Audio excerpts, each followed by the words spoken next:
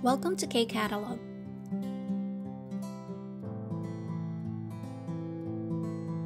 Level 3 Unit 10 Textbook, page 140, nasa Culture and Information part na tayo. Title ng passage natin this time, 급여와 세금. 급여, it means salary. Salary and tax. Okay, so 세금, tax. So basahin ko first sentence, 직장인들이라면 누구나 기다리는 날이 있다. There is a day that all office workers look forward to. Okay, so look forward to, inaantay ng mga empleyado yung araw na to. So ito is 바로 급여일이다. Yung payday, okay, or araw ng sahod. 한국의 직장인은 보통 한 달에 한 번씩 급여를 받는다. So, usually daw, yung Korean office workers, nakaka-receive sila ng paycheck. So, dito, no, 한국의 직장인은, mga Korean workers daw po, usually, sa isang buwan ay nakaka-receive ng isang beses na sahod. Okay? 그래서 한 달에 한 번 급여를 받는 것을 월급을 받는다고 한다. That's why, yung pag-receive daw ng isang beses sa isang buwan na sahod ay tinatawag na 월급. Ayan. So, ibig sabihin ng 월급 sa English is monthly pay. So, 월, month, and then 급 yung sahod, no? So, monthly pay. Or monthly salary, pwede din, no? Next, 급여는 극의 기본급과 수당이 있다. So, in-explain niya lang dito na yung salary is largely divided into basic pay. So, 기본급, basic pay. And 수당. So, 수당 is allowance. So, basic pay and allowances. 기본급은 일을 하고 받는 기본적인 급여이다. So, dito, in-explain niya lang ano yung basic pay. Okay, so basic pay is the basic pay received for working. So, kung ano yung tinrabaho mo, yun yung marireceive mo. 그리고 수당은 가족 수당, 초과 근무 수당, 상여 수당 등으로 종류가 다양하다. Tapos, yun namang allowances, ayan, so, may iba't ibang klase daw, no? So, sabi dito, allowances are of various types, iba't ibang klase. Such as, so yung dung dyan, no? Such as, ito na, sabi niya, 가족 수당. So, family allowance. 초과 근무. Ito naman yung overtime pay. And then, 상여 수당, bonus allowances. Okay, so dito, bonus pay. This one, OT pay. And then, family. Family allowance. Next paragraph, 한국의 직장인은 급여를 어떻게 받을까? How do Korean workers receive their salaries? So, paano nila nare-receive yung kanilang pay or monthly pay, mga Korean workers? 보통 한 달에 한 번씩 은행 계좌를 통해 받는다. So, they usually receive them once a month through their bank accounts. Okay, so, 은행 계좌를 통해. So, through their bank accounts, they receive yung kanilang 1-month payment, no? Usually, 1-month payment through bank accounts. So, ganun din naman sa atin sa Pilipinas, and I think kahit saan naman, no? Next. 그런데 계좌에 입금되는 돈은 실제 지급되는 월급과 차이가 있다. So, itong part na to, anong sabi dyan? However, the money deposited into the account is different from the actual monthly salary. So, paano yon? Sabi, kaya lang, yung pera na matatanggap or papasok dun sa account mo is may konting difference, no? May difference dun sa sahod. So, let's say for example, ang sinabi na monthly pay mo is 3 million won. So, automatic ba 3 million won ang papasok sa account mo? Hindi. So, bakit? 세금, 건강보험료, 정기 적금 등을 급여해서 공제하기 때문이다. So, ano ibig sabihin nun? This is because taxes, health insurance, and regular, so ito no, 정기 적금. So, ano ibig sabihin yan? So, regular savings. So, yung sa bank. So, for example, nag-apply ka ng regular savings, tapos, you decided na iaawas siya sa sahod mo. So, automatic, pagka-receive mo ng 3 million won, mababawasan yon no? Ng tax, health insurance, and yung in-apply mo na regular savings. So, yan sabi, 급여해서 공제하기. So, ibig sabihin, makakaltas siya, no? It will be deducted to your salary. Yan. That's why, hindi siya yung actual na 3 million. So, may bawas pa. And then, 세금과 건강보험료는 급여 액수에 따라 달라지는데, 당연히 급여가 많으면 많을수록 세금과 건강보험료도 많이 내게 된다. So, ano namang ibig sabihin itong part na to? Sabi, taxes and health insurance, so yung taxes at saka health insurance daw, yan, vary depending on the amount of salary.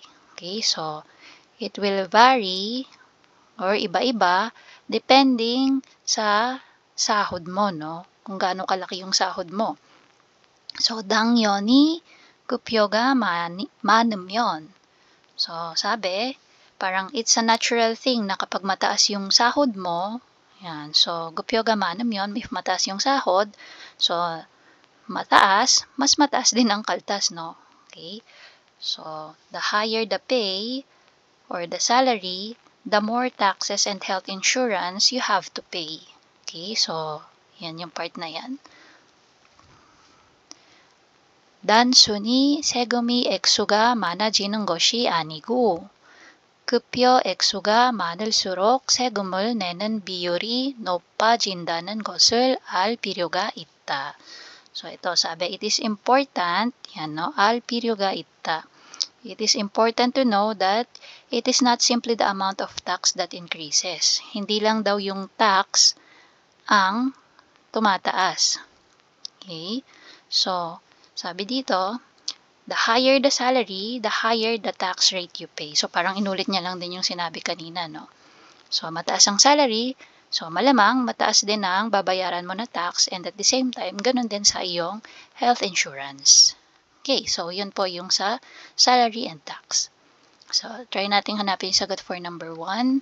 한국의 직장인이 받는 급여는 어떻게 구성됩니까?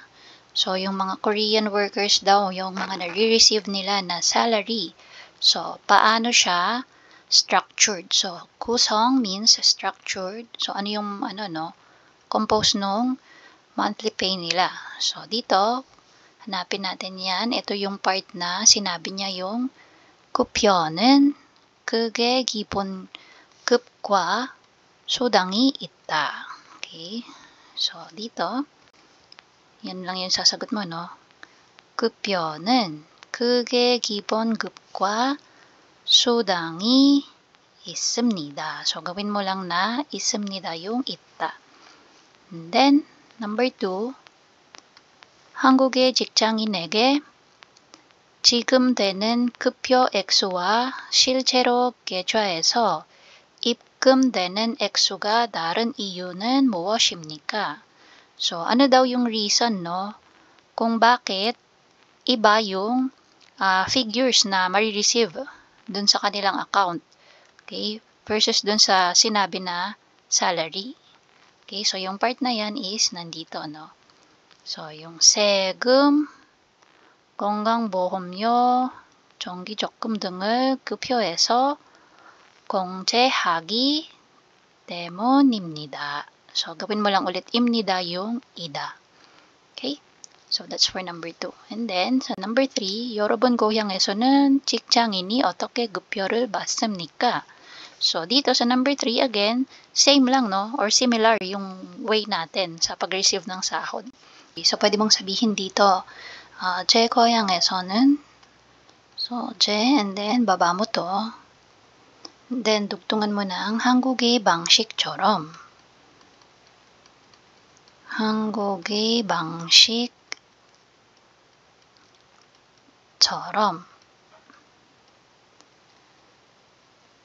And then, 급여를 받는 것이, and then similar, 비슷합니다. So again, pwedeng sagot dito ganito.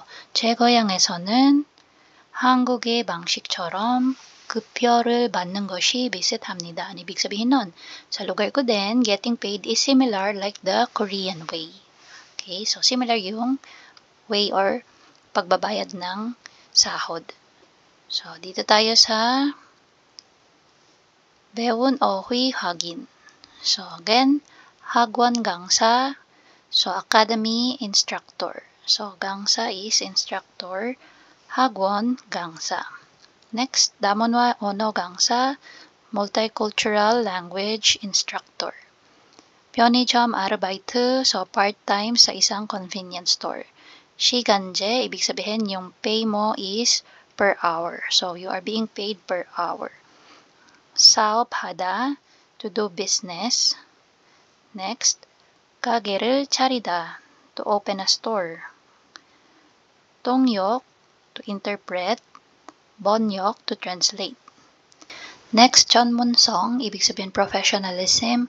안전적이다, so this one, pwedeng safe or stable, in terms of company. Stable company.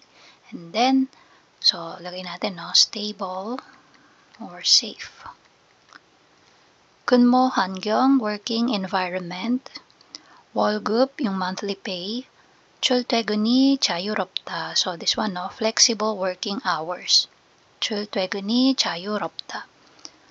발전 가능성. So 가능성 is possibility or potential for development. Okay, next one, 사회에 기여하다. So 기여하다, to contribute to society. 자기 개발. So, yung self-development. 보람을 느끼다, to feel rewarded.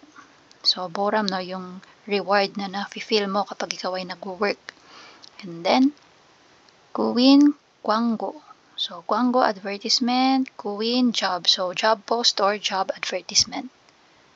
이력서, resume. 지원서, application form. 서류를 제출하다, to submit the documents. 필기 시험을 보다, so to have a written exam. Okay, take the written exam. 면접을 보다, to be interviewed or have an interview. Bunya, so anong field, okay, anong part sa company yung gusto mong pagtrabahuhan. So field or part, section. Inwon, so yung dami ng tao. Number of people. 제출, to submit. 문의, inquiry. 지원, to apply. 증명서, certificate. sabon is yung ating copy. And then 자격증, again, certification din ito, So certificate or license. So that's for culture and information and mga vocabulary ng Level 3, Unit 10. And that's it. If you find this video helpful, please hit the like, share, and subscribe button. So I still hope to see you in the upcoming videos, and again, thanks for watching.